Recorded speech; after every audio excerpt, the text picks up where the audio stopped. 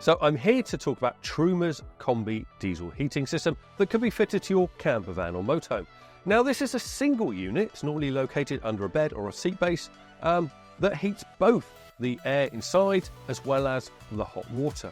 Now that can run off electricity, off diesel, or a combination of both. And it's worth noting that if you are on diesel, it runs off your main tank and the inlet pipe will not allow it to drink all of your diesel, so you've got no diesel to get to a fuel station the next day. It will always have that reserve level. Now the control panel itself is also powered by an app. You can download this from your app store and it will allow you to have complete functionality of the control panel from your phone. Say for example you're in bed, you'd like it to be a few degrees warmer before you got up, you can get your phone, turn the heating up, wait a few minutes and you're good to go. But let's delve into the control panel now and show you the functionality. To wake up the control panel, you first need to press the home button. And then you'll need to unlock the screen and then it will take you into the main menu. Now from here you have a room climate, hot water, the iNetX app, notifications if you get any error messages, you can turn it off, and also you have the settings. Along the top you have the time, the date, the Bluetooth connection, which is for the iNetX app, and at the top right the all-important plug symbol that lets you know that you have 230 volt power. Now let's say for example we need to turn the heating on inside the camper van. We press room climate. Room climate is switched off. From here it will give you the option to turn on the heating or the ventilation. Now the ventilation is purely the fans inside. So if you need to circulate air, if it's a warm day you'll go for ventilation. As it's a chilly day we can go for heating. Now from here it will give you two settings. It will give you the current temperature and it will give you the temperature that you are setting the heating at. So let's say we want 25. That red circle means the heating is heating up. You have options here of fast and comfort. Now if you're used to the old CP Plus panel, that will be the same as Boost and Eco. Now the power source here, if we click on the electric, this gives you the option of diesel, electric, or a combination of the two. At the moment we have 900 watts of electric. The Combi unit has two elements inside, both of which are 900 watts. So if you want 1800 watts, that just turns on both elements inside. If you want a really fast heat up time, you can turn the diesel on and the 1800 watts, and that will power it on both. Now it's worth noting that if you then turn on the hot water, these energy savings will be saved. So it will use the diesel and the electric. So let's just say we want to use diesel only, and then we can go back to the heating. So with the heating on, we'll go back to the home screen. We're going to turn on the hot water. Hot water is switched off. All we do to turn on is press turn on, and then we can set the temperature here.